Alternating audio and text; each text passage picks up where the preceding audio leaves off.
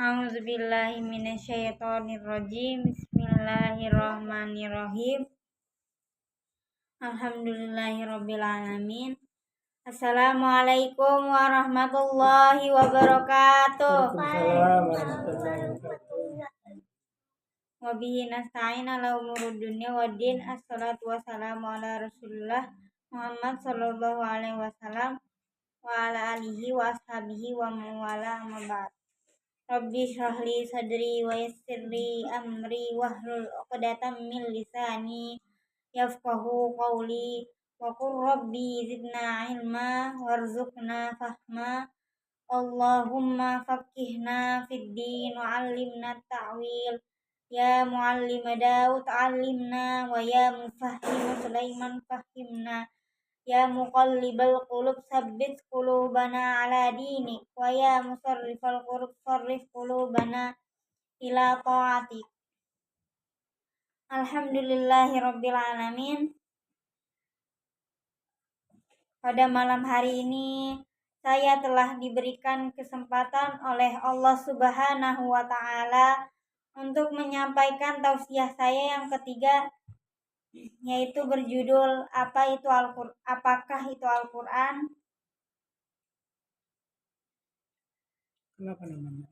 Kenapa namanya Al-Qur'an? Karena Al-Qur'an diturunkan dalam bahasa Arab yang artinya qiraah, bacaan atau kumpulan. Kitab Allah ada 4, yaitu kitab yang pertama kitab Zabur yang diturunkan kepada Nabi Daud alaihissalam. Kitab yang kedua kitab Taurat, kitab yang diturunkan kepada Nabi Musa alaihissalam. Kitab keempat kitab Injil yang diturunkan kepada Nabi Isa alaihissalam. Dan sebagai penutup kitab terakhir adalah kitab Al-Quran yang diturunkan oleh Nabi besar kita Nabi Muhammad sallallahu alaihi wasallam. Dari 4 kitab itu hanya satu yang memperkenalkan diri, yaitu Al-Quran. Seperti yang dijelaskan dalam surat Al-Baqarah ayat 2-5 yang berbunyi, A'udzu billahi minasyaitonir rajim. Bismillahirrahmanirrahim. Zalikal kitabul la raiba fih. Yang artinya, itulah kitab yang tiada keraguan di dalamnya. Hudal lil muttaqin. Petunjuk bagi orang-orang yang bertakwa. Alladzina yu'minuna bil ghaibi wa yuqimunas sholata wa mimma razaqnahum yunfiqun. Dan orang-orang yang beriman terhadap hal-hal gaib dan orang-orang yang mendirikan sholat dan dari rizkinya mereka berinfak. Walladzina yu'minuna bima unzila ilaika wa ma unzila min qablik wa bil akhirati hum yuqinun. Dan mereka beriman terhadap apa yang diturunkan kepada mereka dan kepada orang-orang sebelum mereka, dan mereka yakin kepada akhirat.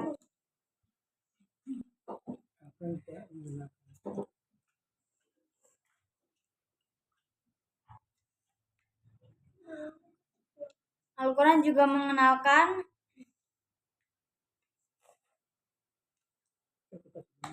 kitab-kitab sebelumnya,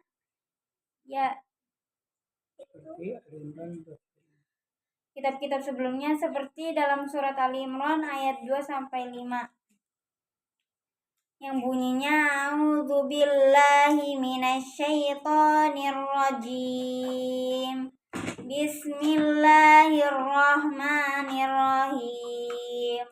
Nazzala 'alaikal kitaba bil haqq. Yang artinya dialah yang menurunkan kitab yang hak. Wa musaddiqan lima baina yadayhi wa anzalat taurata wal injil.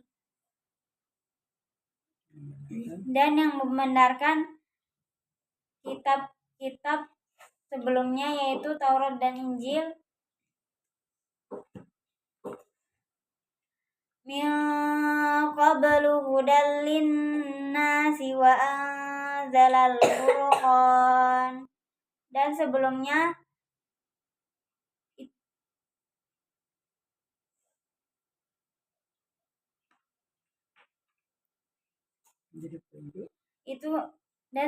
itu menjadi petunjuk bagi manusia. Lalu diturunkanlah Al-Furqan. Apa artinya Al-Furqan? Al-Furqan artinya adalah pembeda kitab mana yang masih asli dan kitab mana yang sudah dipalsukan oleh tangan manusia.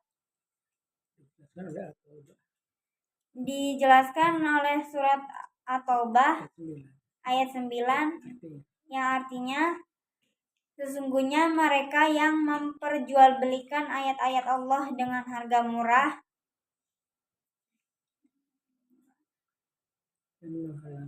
dan menghalangi manusia berjalan di jalan Allah.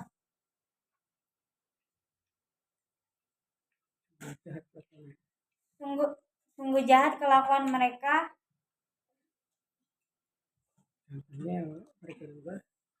Contohnya yang mereka rubah yaitu babi dan juga haramnya babi dan juga perintah sunat yang dimana telah dijelaskan juga dalam Al-Quran dan juga Taurat dan Injil.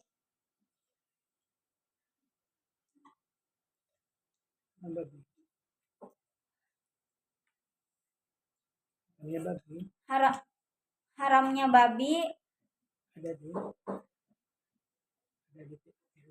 ada di 3 kitab, yaitu kitab yang pertama kitab Al-Quran, kitab yang kedua kitab Taurat dan juga Injil. Namun ada seorang Yahudi laknatullah yang mempunyai restoran babi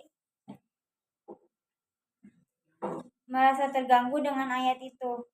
Lalu ia menyuruh Yahudi laknatullah lainnya untuk mengganti ayat itu dan akan dibayar dengan uang.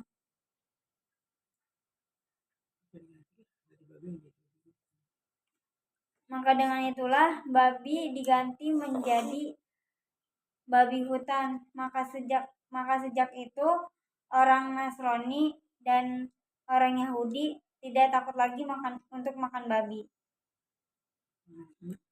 Mengenai sunat,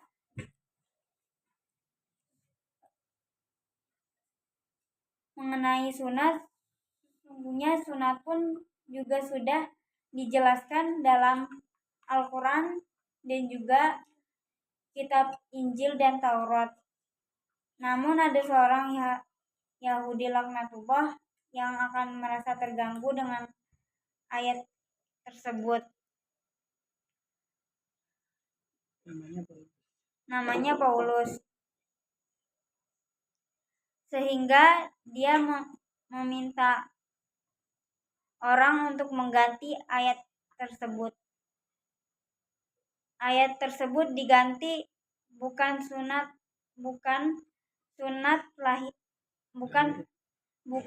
lahiriah, melainkan sunat batiniah, yang artinya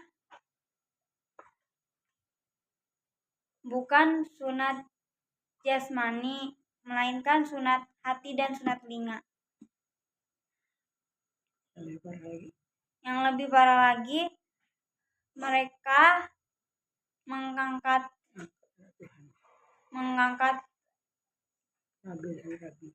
Nabi dan Rabbinya menjadi anak Tuhan. Seperti surat At-Taubah ayat 30 yang berbunyi A'udzubillahi minasyaitonirrajim. Bismillahirrahmanirrahim. Wa qalatil yahudu Uzair ibnullah wa qalatin nasara al-masihu ibnullah, yang artinya orang Yahudi berkata bahwa Uzair itu adalah anak Allah, dan orang Nasrani berkata bahwa Isa adalah anak Allah. Padahal sebelumnya Uzair itu hanyalah seorang nabi seorang rabi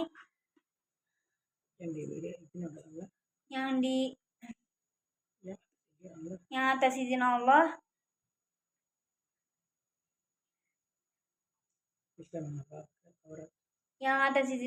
ia bisa menghafal kitab Taurat. Sedang Isa atas izin Allah bisa menghidupkan orang mati.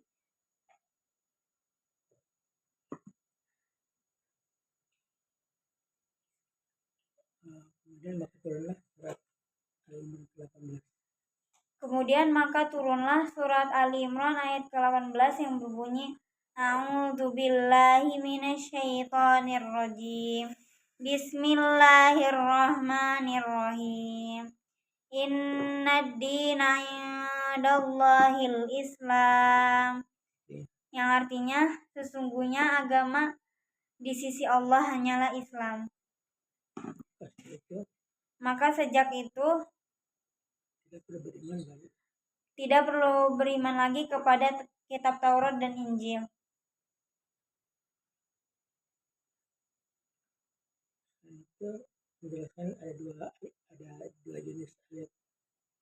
Selain itu menjelaskan ada dua jenis ayat, yaitu ayat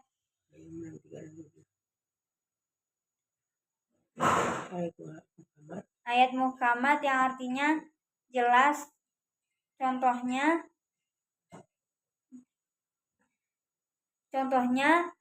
jangan berzina, jangan mencuri, jangan membunuh, jangan mensekutukan Allah, jangan durhaka kepada orang tua. Seperti dalam surat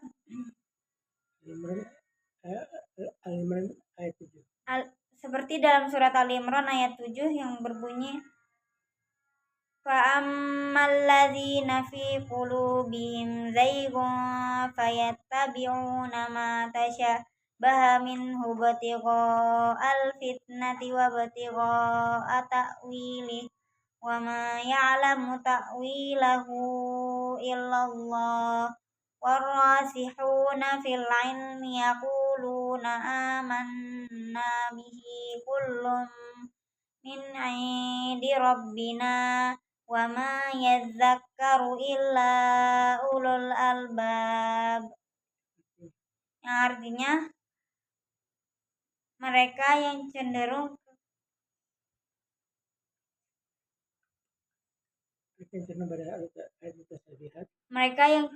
kepada ayat-ayat mutasyabihat hanya untuk mencari-cari fitnah. Contoh surat mutasyabihat itu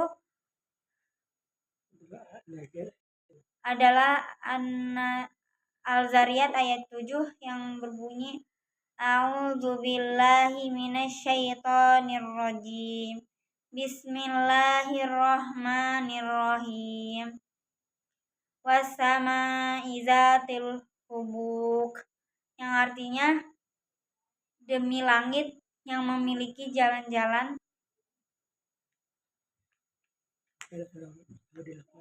Sehingga ada seorang Yahudi laknatullah yang ingin memfitnah Al-Quran, sehingga dia membawa pesawatnya ke langit untuk mencari jalan di langit.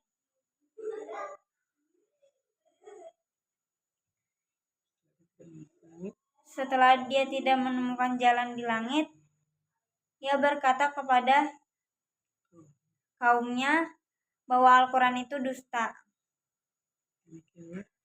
Demikian yang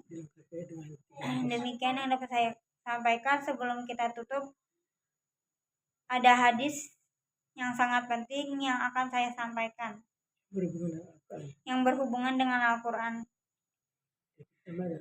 Hadis pertama adalah qala Rasulullah sallallahu alaihi wasallam, khairul lakum min ta'amalul Quran wa amilan, yang artinya sebaik-baik dari Al-Quran yang mempelajari Al-Quran dan mengajarkannya.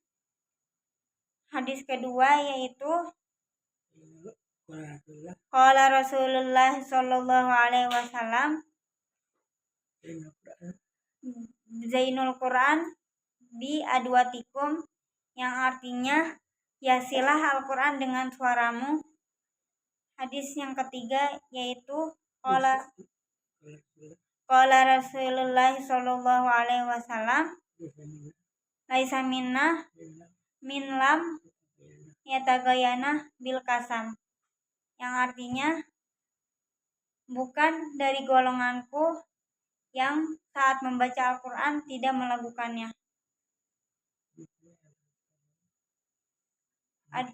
Adapun juga hadis dari Ibnu Mas'ud radhiyallahu anhu yang berkata, janganlah kalian membaca Al-Quran seperti menabur pasir atau tergesa-gesa